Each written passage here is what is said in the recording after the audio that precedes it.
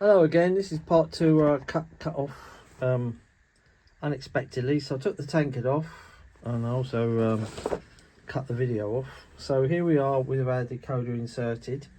You need to now program it. Alright, here's my programming track for Gauge Master. Just there, it's a separate thing. You wire that up into the back of your controller. It says where you're supposed to put the wires for the program track, and this is the main track. All right, they're different, they run on different voltages. It's important that you understand that. Okay, with a newly decoded locomotive, always give it an address on the program track. All right, now with Gauge Master, get this on. Birds are having a go out there, aren't they?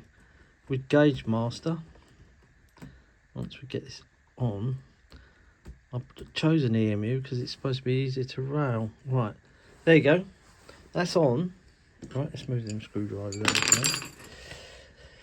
That's on test track. Let's turn our power on, and she's on. Right, so I'm going to give this a number.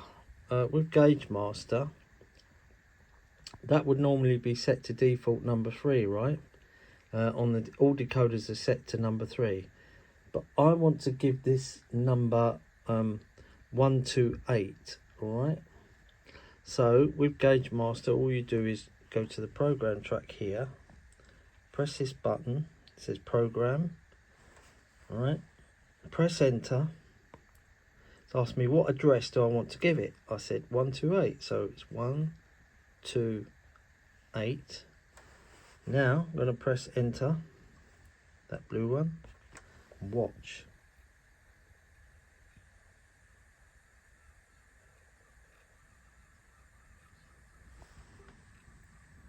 Right, that light that was flashing that suddenly stopped there on the command unit tells you that it's received the signal of what to do, and it's giving it that number you want. But what you need to do now is go back to your controller and check that it has got the number you want. So go to press program track, press it again, read. Now it's going to read, press the enter key now, address. So if I press enter on address on the read command, if you can hear that, it's moving slightly.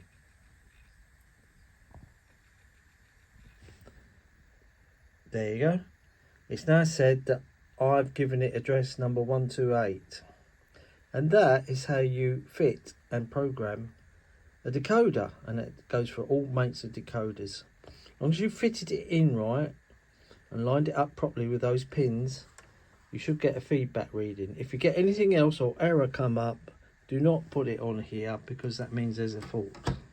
So now we can now put this onto our main track like this. One end of the bogey, put the other end on. That's it. Not on properly. Right. Now if I type in the number 128, so on the Gauge Master it's loco 128, loco 128, press the enter key. Right, now I'm going to set that, I've got speed step button here. I want to get it on 128 because that is the slowest speed step, the finest. And you just keep pressing that button till you get 128. You get speed steps of 14, 28 and 128 with most controllers. Now this has got working lights, but I don't think they'll come on because it's a circuit with the body work. But let's just see if it moves. Yes, it does. So already that's telling me that everything is okay. So this is what I normally do with all new locomotives. We'll let that run round.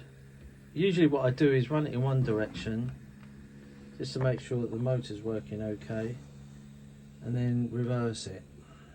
But I'm not going to do that on this occasion because I've had this model a long time and I know it's fine, but this is just for people who've never fitted a decoder before. The reason I'm doing this video is I saw a Hornby magazine video on DCC and they just went through it 100 miles an hour. And if you're thinking about going from DC to DCC and thinking about fitting decoders, once you do it, follow these instructions and it shouldn't be a problem. All right, say these lace decoders are really good. They're as cheap as chips, and you can get them off of a few of the retailers. I certainly know that Digitrains, where I buy them, fit them. Right, that's okay. Now all we need to do is fit the body back on. So with the Bachmann, it came off with the back last, so I'm going to fit the back end last. I'm just going to lay it on there like that. It's going to be difficult to do this. I'm going to take it off the track actually to do it. I'm going to try and clip it on. Let's see if we can do it. I may not be able to do it. I don't think I'm going to be able to do this while holding the phone, because I don't want any damage. You might have to pull the body shell slightly out to get it on. So I'll stop the video here and you can see it all clipped up together with the decoder and the lights working. So that'll be in part 3.